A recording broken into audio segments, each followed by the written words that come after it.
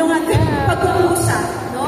Yung kanina pong dance, kanina nakita yung opening number, binigay lang po namin sa kanila yung steps, and then sila na po nag-execute lahat. At lalo pa nilang pinaganda. Kaya palakpakan natin ang ating mga mamis na sa kalagitnaan ng kanilang pagiging mami ay nagbigay po sila, naglaang po sila ng kanilang oras, talento, at alam mo, kayamanan din para sa ating gawain ito, para sa ating Panginoon. Yan po ang kagandahan doon na pinakita sa atin ng ating mga mamis, at ako naniniwala na lahat tayo ay may kagandahan doon. Pangalawa pong paniniwala, naniniwala po ako na ang ating Panginoon ay wala po siyang nilikha na madamot.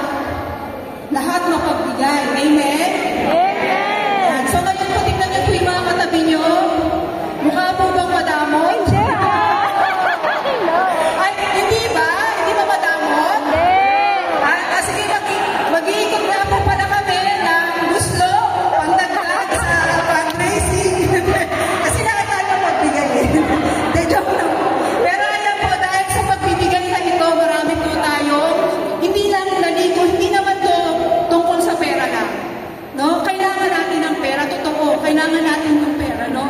Hindi makakahila. Paano naman gaganda ang ating parokya? Para sa mananalangin lang tayong lahat. At lahat tayo ay panalangin lang ang ibibigay. Di ba po? Kailangan po natin maglabas ng 3 T. Sabi ko nga, kung pupunta tayo sa langit, sabi nila, para makapasok lahat sa langit, kailangan natin magbigay ng 3 T, di ba? Time, talent, and treasure. Sayang naman kung yung treasure pinagdamon ko pa. 3 na eh. Nakibigay ko din 2 eh. No? So ito po ang naging mapagbigay po din ng ating mga mamis. At kasama ko dito, gusto ko po tawagin yung mga kasama ko sa committee ng ganda ng mami ko. And then mga naka-uniform, pinapagin po namin na ganda ng mami. Kaya hindi kami ganda ng mami. Tatawagan ko po si Adi Rosano. Abby Perez. Carmela Abbe. Joby Titano. Kasi si Joby, alam ko nagtalim ka na. Howard, Abby Marco. And of course, kasama po namin si Ate Ellen. At gusto ko rin po pasalamatan. Pumunta kayo dito. Ang Soko.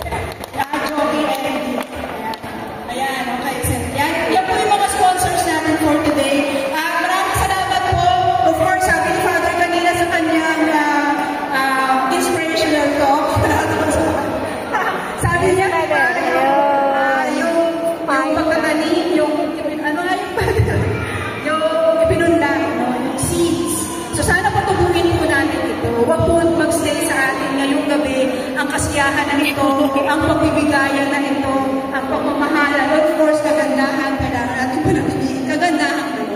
Ayan, maraming salamat.